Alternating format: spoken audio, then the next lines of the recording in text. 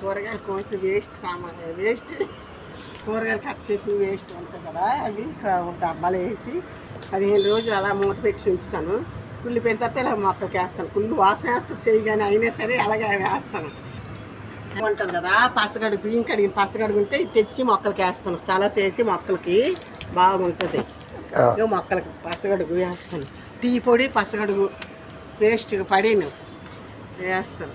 ఇగో కూరగాయలు ఇవన్నీ కుళ్ళ పెడతాను. ఇగో ఇలాగ వేస్తాను. మొక్కల చాలా దీనిగా పూలు పూస్తాయి. ఇగో కుళ్ళదమ్మా, కుళ్ళు పెడతాను. చూడండి ఎలాగొచ్చాయి పువ్వులు, ఎలాగొచ్చాయి చూడండి, పువ్వులు ఎలాగొచ్చాయి చూడండి. ఇగో మొరలు ఎలాగ అయ్యాయో చూడండి, పూసాయి, చక్కగా పూస్తాయి. ఇగో చామంతులు చక్కగా మంచి కలర్గా పూసాయి. ఎక్క పూసాయి మందారం. మరి ఇంకెక్కడికి మేము మంచి వాసన. ఇదిగో మళ్ళీ చూడండి, మళ్ళీ పూస్తుంది. మల్లెలు కూడా పూసాయి. ఇక మళ్ళీ మొక్కలు చక్కగా నిండుగా వచ్చాయి. ఇదిగో మొరం చూడండి, కొనేసి తెచ్చేసాంలేండి. బతికింది మందారాలు.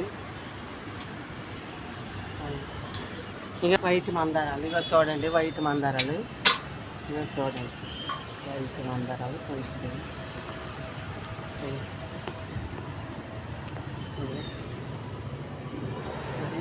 అలాగా మా పూజకి అలా సరిపడుతుంది. ఇది మందారం వెళ్ళలేదు. అది పుదీనా, తులసి. మరి పూజకి మాకు తులసి ఉండాలి. పూజకి తులసి, పుదీనా. అలా లెవెండర్ చూడండి, లెవెండర్. ఇగో లెవెండర్ పూజకి. పాకు చూడండి, తమలపాకు మొక్క.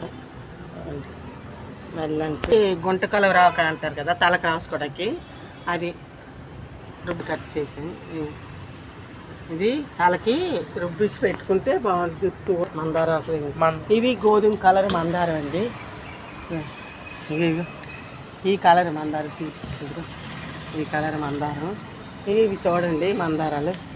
ఎలా మందారం ఇలాగ వేయడాన్ని, అంత వేయడాన్ని ఇలాగా వస్తుందండి. వేస్ట్ చేయనండి నేను, ఏది కూడా వేస్ట్ చేయను.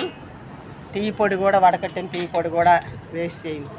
పసగడుగు, బియ్యం కడిగిన పసగడుగు కూడా వేస్ట్ చేయను. అలాగే మందారాలు, ఏది కూరగాయలు, ఉల్లిపాయలు, తొక్కలు అయినానండి. అలా కుళ్ళ పెట్టి వేస్తే బాగుంటుంది.